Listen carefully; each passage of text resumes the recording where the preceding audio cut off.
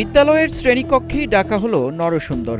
এরপর একে একে শিক্ষার্থীদের চুল কেটে দেওয়া হলো। অভিযোগ রয়েছে শিক্ষার্থীদের সম্মতি ছাড়াই জোরপূর্বক করা হয়েছে এ কাজ। আর এই ঘটনাকে কেন্দ্র করে ঝিনাইদহের শৈলকুপায় বিদ্যালয় কর্তৃপক্ষ ও অভিভাবকদের মধ্যে ঘটেছে হাতাহাতির ঘটনা। স্থানীয় সূত্রে জানা যায়, বৃহস্পতিবার সকালে কিসমত আলী মাধ্যমিক বিদ্যালয়ের ম্যানেজিং কমিটির সভাপতি কয়েকজন শিক্ষার্থীকে একটি শ্রেণীকক্ষে ডাকেন। এরপর পাশের বাজার থেকে একজন সেলুন কর্মী এনে শ্রেণীকক্ষের ভেতরেই তাদের চুল কাটানো হয়। ঘটনার খবর ছড়িয়ে পড়লে ক্ষুব্ধ অভিভাবকরা বিদ্যালয়ে এসে প্রতিবাদ জানান। এ সময় স্কুল কর্তৃপক্ষের সঙ্গে কথা কাটাকাটির এক পর্যায়ে হাতাহাতি ও হট্টগোলের ঘটনা ঘটে।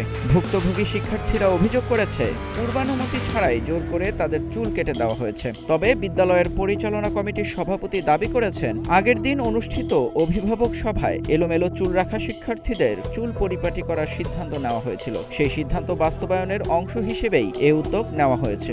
এদিকে বিদ্যালয়ের প্রধান শিক্ষক ঘটনাটিকে অনাকাঙ্ক্ষিত উল্লেখ করে বলেছেন, পরিস্থিতি স্বাভাবিক করতে সংশ্লিষ্ট সবার সঙ্গে আলোচনা করে দ্রুত সমাধানের চেষ্টা চলছে। মেহেদী ইসলাম সোহাগ, গ্রিন টিভি ডিজিটাল।